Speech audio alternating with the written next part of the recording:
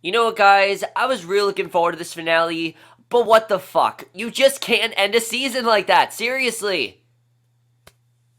Intro.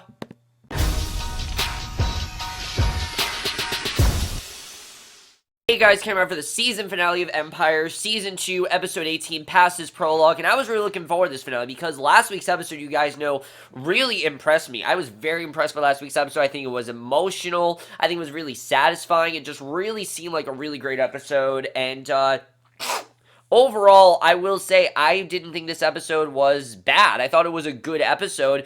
I have a lot of problems with the ending. I'll talk about that. But overall, I really enjoyed this episode. I thought this was some really solid stuff overall until the ending, which we'll get into. Because I really do think the ending is bullshit. But let's just get into this episode. I really did love it overall. Right away we find out, of course, the biggest question was, is Jamal really dead? And right away we see that he's not dead. We see they're throwing a celebration for him 3 weeks later. And you know what? I'm fine with this, okay? It makes sense, because here's the thing. Yes, like I said, Jamal has nothing to do, but it really propels the main plot for this season, and especially the points that Jamal brings up in this episode. We see Cookie wheels him in, Andre gives him a big hug. Here's my one little thing. Jamal was shot in the chest. Why is he in a wheelchair? I don't fully understand that. I get that he's recovering, but he was shot in the chest. I mean, why does that cause a wheelchair? I don't know. Maybe I'm just stupid, but I don't know. Lucious plays piano. He's serenaded. We see Leah's there too. Jamal looks uncomfortable and happy about the fuss. And Cookie says sing, and Hakeem asks Jamal to sing with Vida at the wedding, but Jamal says that he won't perform at all. He refuses to perform. And Lucious says he got him the top physical therapist, and Andre is ordained and doing the ceremony. And Hakeem says that he wants Jamal there singing at his wedding. And Andre says, let's give Jamal some rest, but he says he's not singing at all. They're not going to get him to sing. And I love why Jamal decides not to sing, because he brings up a point that honestly I think is very valid, and what he says here I really do agree with. He cries and says he's sick of the cycle of death and incarceration, and that this death has really been an awakening for him. He's realized that he doesn't want to go through this anymore. He doesn't want to go through this constant violence. He doesn't want to go through all the constant gangsters. I mean, think about the way that their life has been, the Lucious family. You know, they're a corrupted, violent family, and he's tired of it. He wants to focus on the music. We've known since he became chairman, you know, that since he was chairman of Empire, that he wants to focus on the music, because that's who Jamal is. He is not ruthless. He is not someone that is, in any way violent. He may do it through music, but that's what he wants to do. He wants the music, and he wants to focus on the music, and he says he's not singing it until they break the cycle. Lucious reminds Jamal that he saved his life, and Jamal says that he won't forget it, but again, Jamal asks about Freda. She says that she's a victim, and honestly, yeah, she is a victim, because she, again, was a victim of their crime and everything, because Lucious, of course, killed her father. Cookie tries to talk to him down, but Leah says that Jamal is paying for crimes of Lucious's father, and one of the most surprising things about this episode that I really loved is two things about this episode. One, it very much is setting up for next season. That is what this episode was. It wasn't the kind of finale that was anything conclusive. It was more setting up things for next season, but it finally does answer the question of who is Lucious, because I really feel like that's been our central question this season, is who is Lucious, what's his background been, and we find out a lot more that has been going on with Lucious than we thought. I mean, basically, and I can't believe that Lucious never revealed this, because she reveals some things that Lucious probably never wanted to reveal, because we see a flashback to Lucious as a kid and his dad assaulting someone, and Cookie says that Jamal is tired and grumpy because he hasn't been shot before, and that's really what she thinks this is about. We know it's not just that, but, you know, that's what she thinks this is, and, basically, Lucious insults and says his dad was a cop and a good man, tells Leah it's time for her nap. He leaves her out of the room. Lucious says she better count herself lucky that Thirsty stopped her from babbling the truth, and yes, we can see that she didn't say anything on national TV, but she is in fact going to expose Lucious. She wants everyone to know what's really going on, and the fact that we know that now Lucious's father, he's really the one that started this up, I think is very interesting, because we never really knew anything about Lucious's father, and I like that we found that out here.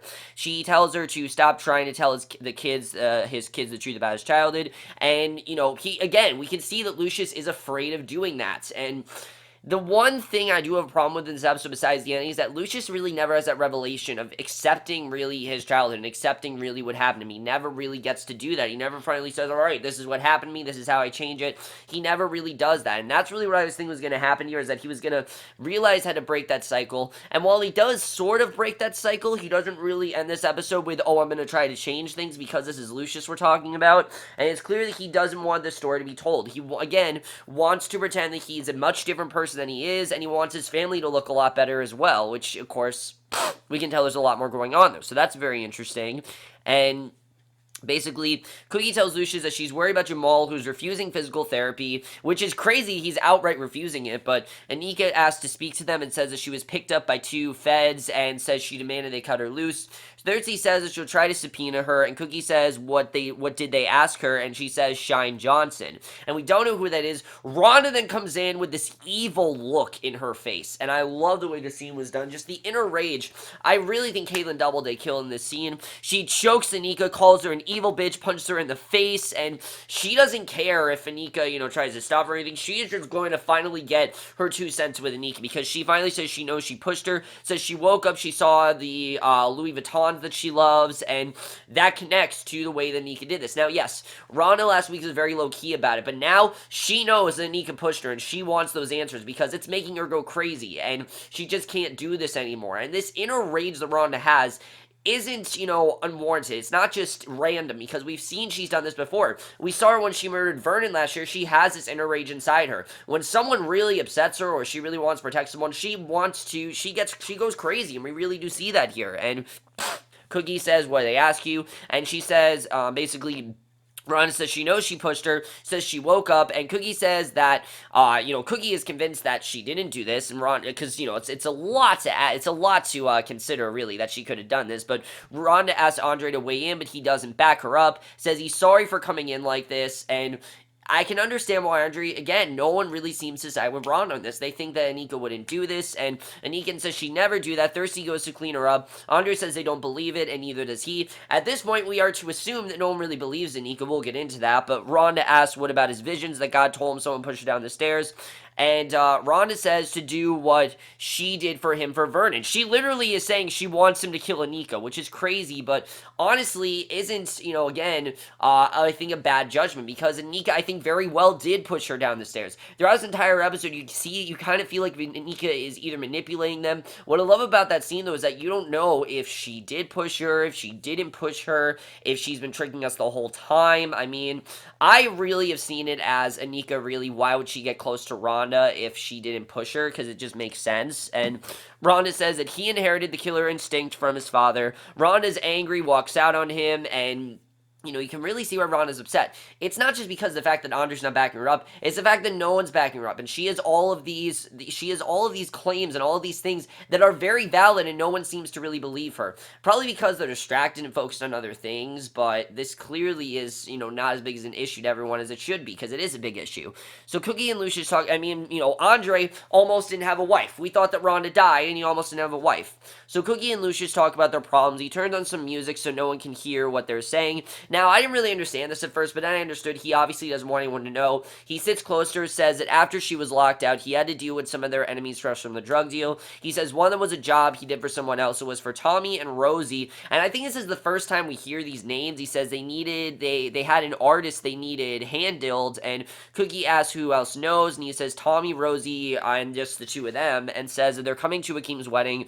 Cookie says that no one can know about this, and Cookie goes looking for Shyne at his crib. Again, we don't know who this is, but apparently he is like the #1 crime lord or something like that. He's got a body in a box, and then they tell him the Cookie is on the way up, and Cookie stares down at Mario. They let her in. She tells Shyne that he needs to have Lucius back on this, but he says Lucius owes him profits. She asks how much he wants. He says he wants a publishing deal for his nephew Joey, who's talented, and I really think we found our villain for next season. Without a doubt, Shyne Jackson is going to be, I think, our villain for next season. I mean, he is intimidating. He is typical gangster, and I really could see him being our villain next season. It seems like next season the villain really is these demons that are catching up with Lucious, and the fact that he can't hide this stuff anymore. It's not as easy to do that. And he says he wants publishing deal for his nephew Joey, who's talented. He plays her some music. She rolls her eyes when he's not looking, but then acts enthusiastic when he looks over. She says done, because she knows that basically, she's not getting through to him. So he says he wants Hakeem to record it. Then says he also wants to come to Hakeem's wedding because his feelings are hurt, and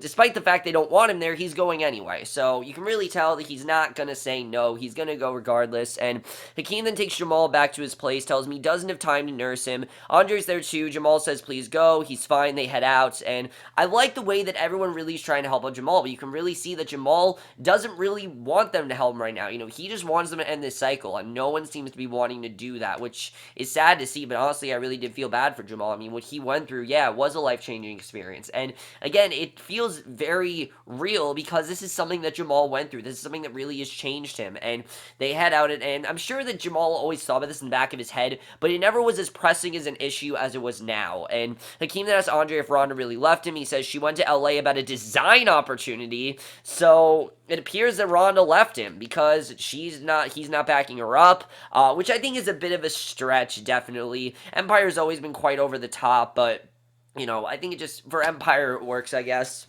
And especially because of what's happened between Andre and Rhonda, I was thinking these two were going to break up by the way things were in the second half of the season. The problem is they never really focused on Andre and Rhonda, I think, enough. That really is my biggest thing, is that it seemed like we were getting a lot more focus on Andre and Rhonda. They kind of just dropped it and then focused on other things, which at the time worked, but now I like that they did try to bring it back here, but it just isn't as, compelling or as sad, or even as, I don't care as much as I should, because, as I said, we have not focused on that this entire season. I feel like we should have focused more on Rhonda, which we did in these last few episodes, but not as much on her and Andre. That has always kind of felt like secondary, when it should have been the main part of this is Andre and Rhonda, because, Andre really is the big part of this. So Lucious goes to see Freda in the jail. He tells her that she broke his heart. She glares. He asks why she come at him, and he lies, and he says he doesn't know why. She says Carol told him that he killed his father, and he says that she's a crackhead, and says he and his dad grew up in violence, and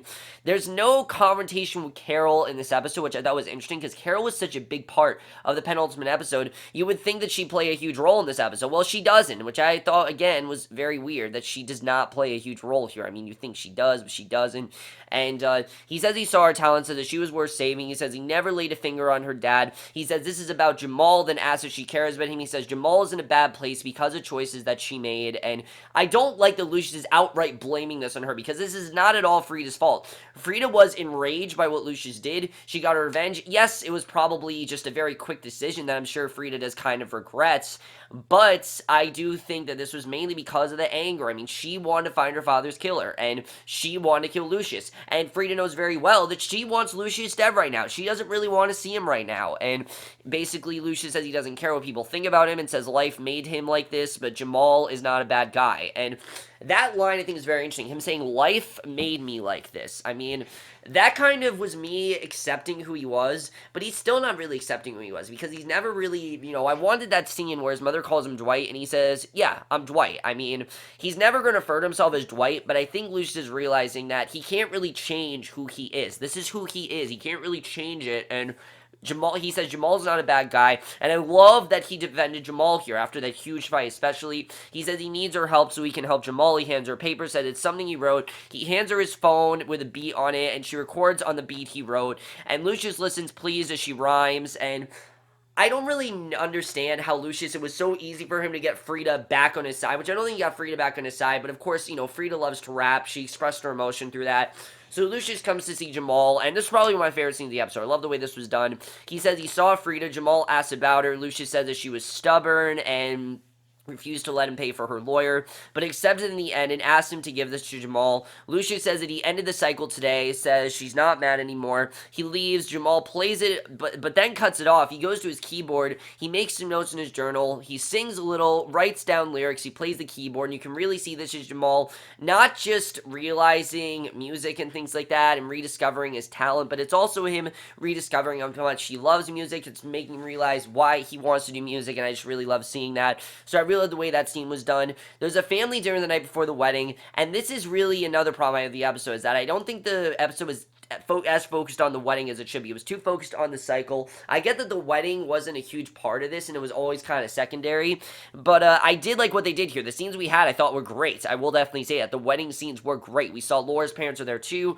Her dad asks about Shyne Johnson and calls him a notorious thug who shot up a club in Vegas and be a white rapper. I mean, yeah, there's not really much you can really defend him for. There's not really much you can condone for that, and I can totally understand why they have a problem with that. I mean, this guy clearly is a gangster, and he will kill, and he says he's not comfortable having him at his daughter's wedding. He definitely does not want him there, and we already know that he already agreed to go to Hakeem's wedding, that he did not say no. You know, Cookie did not say no to him because she basically couldn't, but Laura's parents pushing them. Hakeem says this is where his parents come from, and he also wants to break away from that history.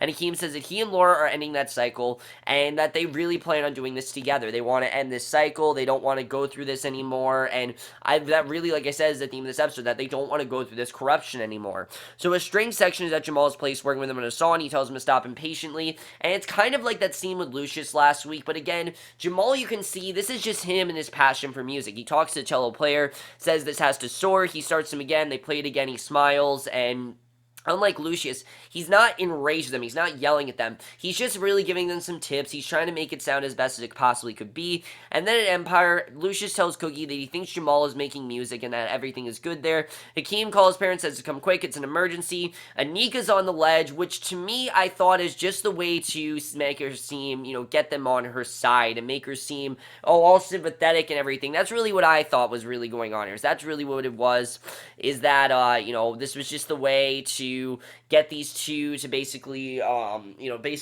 get these two to basically, not get these two, get Anika to seem like the innocent one, get Rhonda to seem like the one that's judgmental, and that's clearly what she's trying to do. So, really interesting stuff there. They do, obviously, stop her from doing that. Really crazy the way that was done, basically, but luckily they do stop her. Kind of a dumb scene, but again, I understand why that was done. I totally do get that, and, definitely. Then we get to the wedding, which is where the rest of the episode takes place. We see, obviously, Hakeem and Laura's wedding. We see everything seems good. You know, Jamal has the music. Everything's working out there.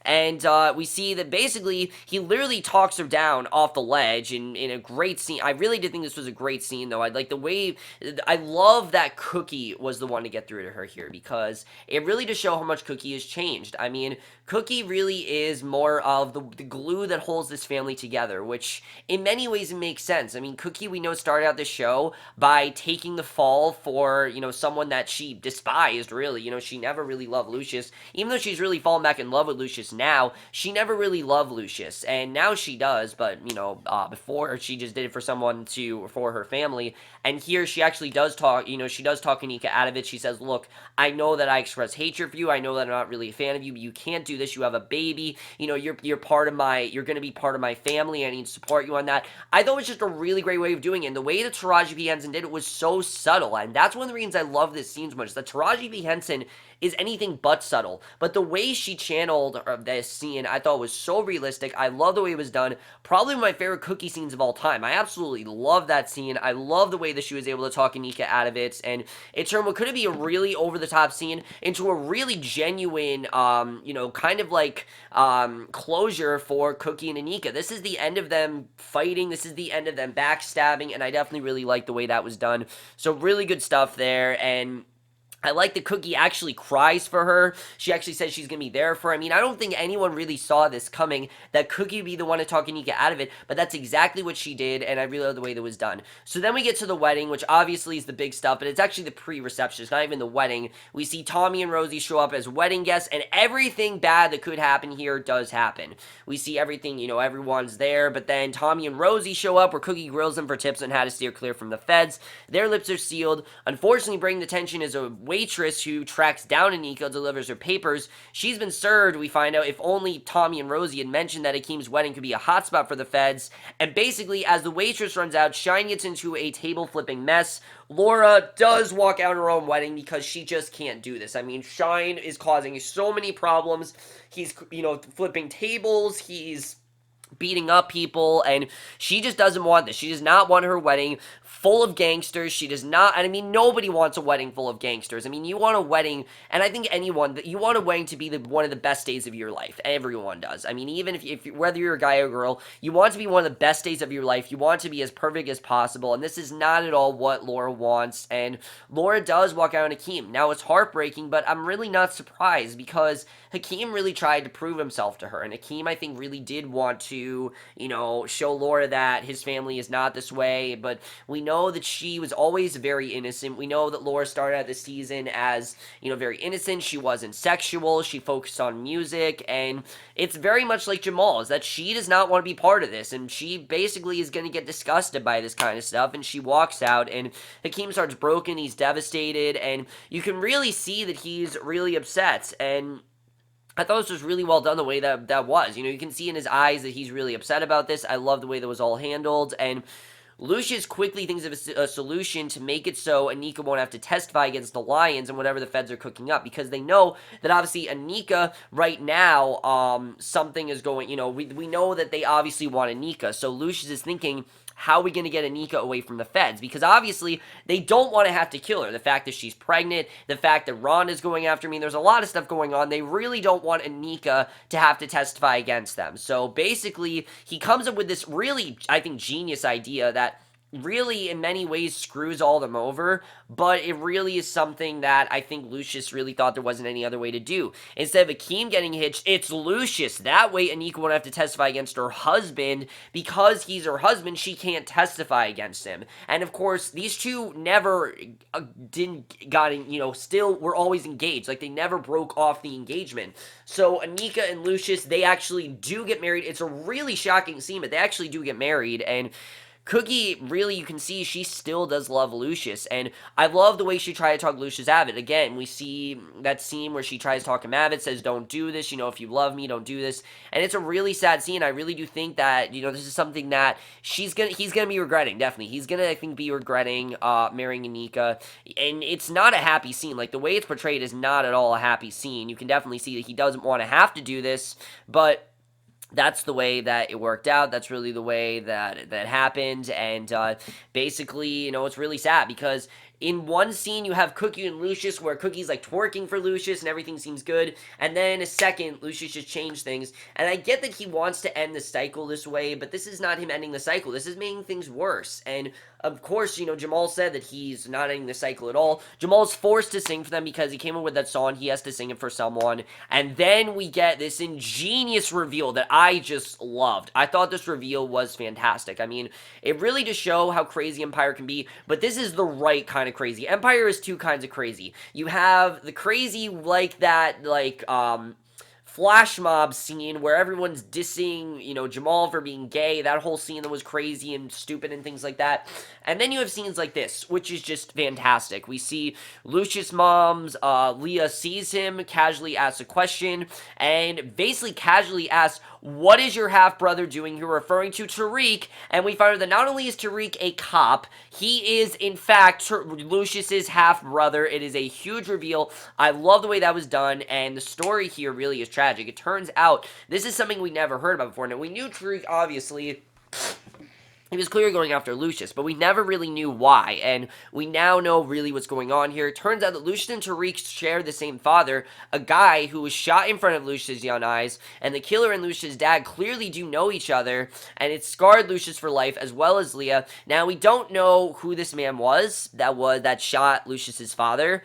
I kind of feel like he's connected, though, to Star. I don't know why, but I just feel like he has to be connected to, this. I feel like he definitely is connected to, Shyne. Not Star.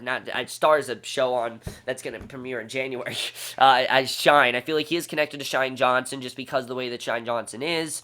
And Tariq tells Lucious that their father was a good cop, but he was a bad man. And it's something that Lucious clearly does have to deal with. It's something that Lucious doesn't want to have to deal with. It's something that Lucious is going to have to deal with. It's a sad scene to see, though, because you can see that Lucious really doesn't see his father way. He sees his father as a good man, but I like that Tariq says, no, our father was a bad man. He was a gangster. He did all these terrible things, and that is why Lucious turned out the way he does, and that's why Tariq has turned out the way that he does. So I think many of this is Tariq really just trying to get Lucious to come to his senses and not end up like his father, which is a big reason of why Lucious is the way he is.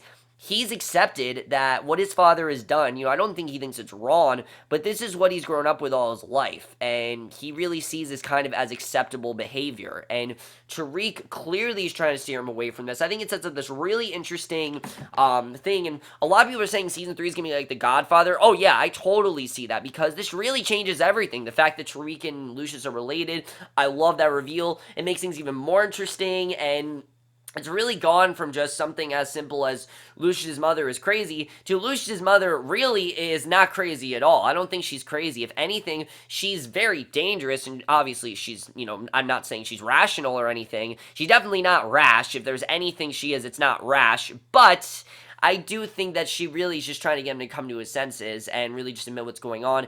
And then we get to the ending, which was really dumb, honestly. I did not like the ending of this at all. First of all, Lucious does outright admit that he does know that Anika pushed Rhonda, so there's no suspicions. We know Anika did it.